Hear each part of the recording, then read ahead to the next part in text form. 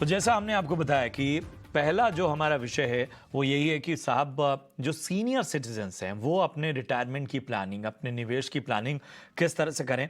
और इस पर हमारे साथ विवेक बंका साहब जुड़ चुके हैं, को फाउंडर हैं गोल्ड ट्रेलर से। बहुत बहुत स्वागत विवेक बंका साहब आपका ईटी नाउ स्वदेश में।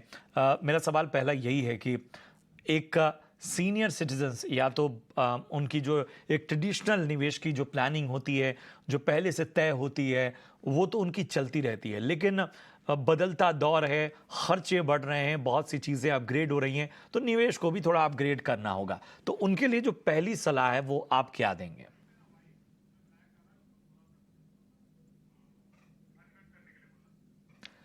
विवेक, आप अपने आप को अनम्यूट जरा कर लें, आपकी आवाज़ नहीं आ रही है। Sorry. So thank you Prashant ji for having me on this show. तो आपने जैसे बोला कि दौर भी बदल रहा है, तो फॉर सीनियर सिटीजन्स काफी ऑप्शंस भी है। और लेकिन मेरा एक बहुत बड़ा मानना है कि स्पेशली सीनियर सिटीजन्स को गलतियों से अवे रहना चाहिए। एंड अगर वो मेन दो तीन गलती नहीं करे तो मेरे ख्याल से उनका रिटायरमेंट मच मच काफी स्मूथ गुजरेगा। ये तीन जो गलती है मैं समझता हूँ, पहला गलती है कि कोई भी ज्यादा लॉक्ड इन प्रोडक्ट्स में नहीं डाले पैसे। तो मैं खुद भी 20-25 साल से देख रहा हूँ, जो सीनियर सिटीजन्स रहते हैं उनको बैंक वाले या बहुत लोग इंश्योरेंस वाले लॉन्ग टर्म प्रोडक्ट्स, इस टाइप के प्रोडक्ट्स में वो काफी फंस जाते हैं। और बाद में वो रियलाइज करते हैं कि यहाँ से वो निकल नहीं पाते, और उनका रिटर्न्स भी कम रहता है, कॉस्ट भी हाई रहता है। तो सबसे बड़ा चीज उनको सबसे पहले करना चाहिए कि लॉक्ड इन प्रोडक्ट्स में उनको पैसा नहीं डालना चाहिए। सबसे पहला बात ये। दूसरा बात है कि हाई कॉस्ट प्लान्स में उनको नहीं जाना चाहिए, क्योंकि हाई कॉस्ट प्लान्स से उनका रिटर्न्स कम हो जाता है। तीसरा चीज जो बहुत एक मेरा मानना है कि अगर आप गूगल करोगे लोग, तो आपके इक्विटी में कितना पैसा होना चाहिए, जनरली आपको बोलेंगे कि आपका जो एज है वो 100 से आप माइनस कर दोगे तो उतना आपका इक्विटी होना चाहिए। जैसे आपका अभी उम्र 65 साल है, तो आपका इक्विटी का एलोकेशन होना चाहिए 35%। लेकिन ये एक बहुत बड़ा एक गलत फहमी है जो लोगों में है। तो इसमें लोगों को क्या करना चाहिए कि एक प्रॉपर फाइनेंशियल प्लानर से बात करके उनके रिस्क टॉलरेंस के हिसाब से, रिस्क कैपेसिटी के हिसाब से, उनके कुछ फाइनेंशियल अगर गोल्स और भी कुछ बचे हैं, उनके खर्चे वर्चे देख के उसके बाद इक्विटी में पैसा डालना चाहिए। और ये नंबर 35 से ऊपर भी हो सकता है और कम भी हो सकता है, लेकिन एक सिंगल नंबर को लेके इन्वेस्ट करना बहुत डेंजरस है। एंड इससे रिटर्न्स भी गिर सकते हैं। And last and not the least, उनको आज के दिन फिक्स्ड डिपॉजिट्स का एक बहुत, बिकॉज सीनियर सिटीजन्स में हमें लोगों को एक्स्ट्रा आधा परसेंट 1% रिटर्न्स मिलता है। तो बैंक फिक्स्ड डिपॉजिट्स एक बहुत बहुत बेनिफिशियल इन्वेस्टमेंट इंस्ट्रूमेंट है उनके लिए। क्योंकि आज के दिन मैं देखा हूँ, हमारे प्लेटफॉर्म गोल्ड टेलर में भी लोग आते हैं, तो कॉर्पोरेट डिपॉजिट्स ये सब चीज की 1-1.5% के लिए वो जो रिस्क है वो काफी ज्यादा डिसप्रपोर्शनेट रिस्क ले लेते हैं। तो उनको आई थिंक फिक्स डिपॉजिट को भी एक इम्पोर्टेंस देना चाहिए। ये तो आपने तमाम विकल्प रखे, लेकिन ट्रेडिशनल जो चीज़ें हैं वो इसमें ज़्यादा शामिल हैं। उसके बावजूद हम देखते हैं कि बहुत सारे लोग जो सीनियर सिटीजन्स हैं वो थोड़ा रिस्क भी लेना चाहते हैं, वो थोड़ा अवेयर भी हैं इन्वेस्टमेंट के तौर तरीक़ों से, वो रिस्क को भी कैलकुलेट करते हैं। तो जो लोग थोड़ा सा अपनी बाउंड्रीज बढ़ाना चाहते हैं उनके लिए क्या सलाह होगी? तो प्रशांत जी देखिए, जो रिस्क लेना चाहते हैं, रिस्क एक मेरे लिए जो रिस्क है आपके लिए रिस्क नहीं हो सकता है। तो मैं ये चीज बहुत स्ट्रांगली मानता हूं कि रिस्क जिनको लेना है वो इक्विटी पे ले, और इक्विटी में भी डिवर्सिफाइड इक्विटी के साथ खेले, म्यूचुअल फंड्स के साथ जाए, डायरेक्ट स्टॉक्स, अनलेस उनका खुद का एक्सपीरियंस है 10-15-20 साल का, तो डायरेक्ट इक्विटी में नहीं करे। हमने अपने तजुर्बे में बहुत सारे बड़े बड़े पोर्टफोलियोज देखे हैं, बट बड़े बड़े पोर्टफोलियोज भी म्यूचुअल फंड्स और इंडेक्स को भी बीट करना उनको मुश्किल रहता है। तो मैं यही बोलूंगा कि जो उनको रिस्क लेना है ज्यादातर वो अपने एसेट एलोकेशन में ले, अपना लिक्विडिटी रख के अलग से इक्विटी फंड्स में डाले पैसा। उसमें भी जैसे आपका जो टॉपिक था लार्ज कैप में, हम ज़्यादा सजेस्ट करते हैं एटलीस्ट 60% डाला जाए, मिड कैप में 20-25%, स्मॉल कैप में 10%, और अगर सही टाइम पे हो तो इंटरनेशनल में भी 5-7% कर सकते हैं, स्पेशली सीनियर सिटीजन्स। लेकिन उनको ऐसा रिस्क नहीं लेना चाहिए जिस रिस्क से वो कभी उभरे नहीं।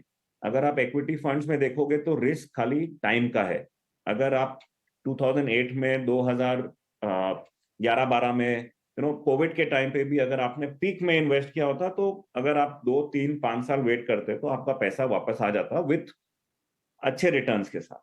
लेकिन अगर आप ऐसे कोई फंड में डालते जहां पर डेट फंड्स है, कुछ डेट फंड्स, मैं नहीं, डेट फंड्स लाइक 100 है तो उसमें एक खराब होता है, बट कॉर्पोरेट बॉन्ड्स है, हमने देखा आइलैंड एफएस के टाइम पे काफी लोगों ने आइलैंड एफएस के बॉन्ड्स में डाला था पैसा, तो उनका पैसा कभी वापस नहीं आया। तो जहां तक क्रेडिट का सवाल है वहां पर उनको काफी केयरफुल रहना चाहिए। बिल्कुल।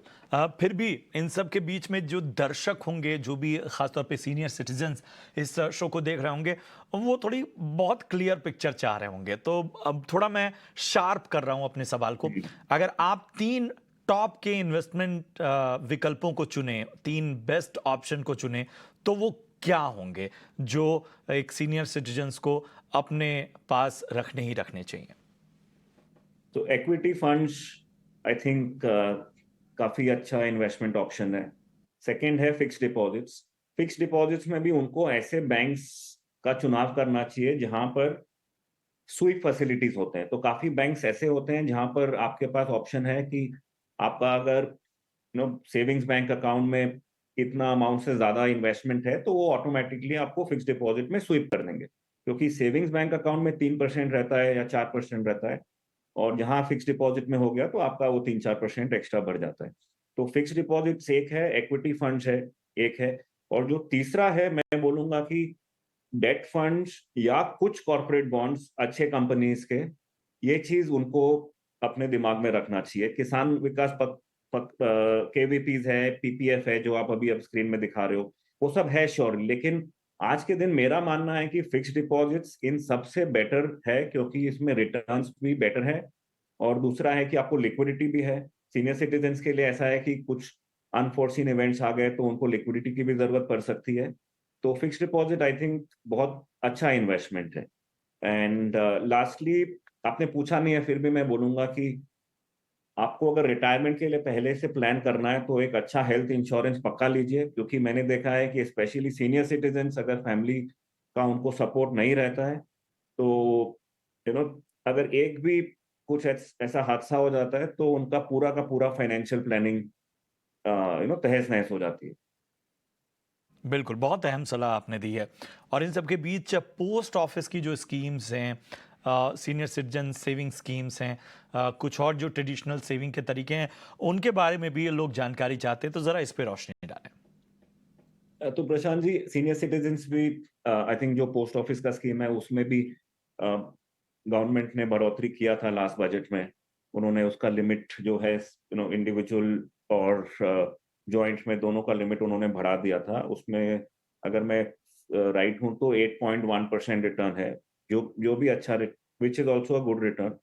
तो यहाँ पर भी लोगों को क्या करना चाहिए कि अगर फिक्स डिपॉजिट्स में उनको इससे रिटर्न कम मिल रहा है तो फिर पोस्ट ऑफिस भी एक बेटर अपॉर्चुनिटी है। बट हमारा जो मानना है कि पोस्ट ऑफिस और फिक्स डिपॉजिट में आज के दिन में अगर आप अच्छे बैंक्स में आपको 8, 8.25% के ऊपर मिल जाता है तो दोनों सेम है, और एटलीस्ट बैंक्स में आपको लिक्विडिटी बेटर है। बट कुछ लोगों के लिए जहां पर उनको रिटर्न पोस्ट ऑफिस से कम है, जैसे 8 के नीचे उनको मिल रहा है, 7.5 मिल रहा है, 7.25 मिल रहा है, उस केस में पोस्ट ऑफिस बहुत अच्छा एक इन्वेस्टमेंट है, जहां पर उनको 8 के ऊपर मिल जाता है पूरा सिक्योरिटी के साथ। और पीपीए और पोस्ट ऑफिस में एक बहुत बड़ी बेनिफिट है कि आपको मंथली रिटर्न्स मिलते हैं, जो चीज फिक्स डिपॉजिट में अगर आप मंथली रिटर्न लो तो कभी आपका रिटर्न उसके कारण रिड्यूस हो जाते हैं। तो इसीलिए पोस्ट ऑफिस कुछ लोगों के लिए जिनको मंथली रिटर्न चाहिए, वो बहुत एक अच्छा इन्वेस्टमेंट व्हीकल है। ठीक है, ठीक है। अब थोड़ा-सा मैं कुछ ऐसे पड़ाव आपके सामने रखता हूँ, जिसके हिसाब से हम रिटायरमेंट की प्लानिंग को एक तरीके से बेहतर बनाएँ, तो ज़रा उसके बारे में राय दें। बहुत सारे लोग अब तो बहुत अवेयर हो गए हैं, अपने बहुत यंग एज में रिटायरमेंट की प्लानिंग करने लगते हैं। लेकिन बहुत से लोगों से विलंब हो जाता है या वो जिम्मेदारियों में फंसे रह जाते हैं। अ, ऐसे लोग खासतौर पे जो जो 40 या 50 के एज के बीच में हैं, उनके पास फिर क्या विकल्प बचते हैं अगर उन्होंने ट्रेडिशनल रिटायरमेंट की प्लानिंग के अलावा कुछ बड़े कॉर्पस की ओर देखना है? हाँ प्रशांत जी, सो इसमें काफी ऑप्शंस आ जाते हैं एंड हमने बहुत यूजर्स को देखा है हमारे साइड में। तो पहला है कि अगर कोई आदमी 50 के ऊपर है तो उनके लिए एनपीएस एक अच्छा इन्वेस्टमेंट ऑप्शन है, स्पेशली अगर वो जॉब में है, क्योंकि एनपीएस का एक बहुत बड़ा ड्रॉबैक है कि उसमें लिक्विडिटी आपका रुक जाता है। 60 साल के बाद ही आपको पैसे मिलते हैं और 60 साल के बाद भी आपको 60% वापस मिलते हैं। 40% आपको महीने महीने में मिलेंगे अंटिल फॉर मेनी इयर्स।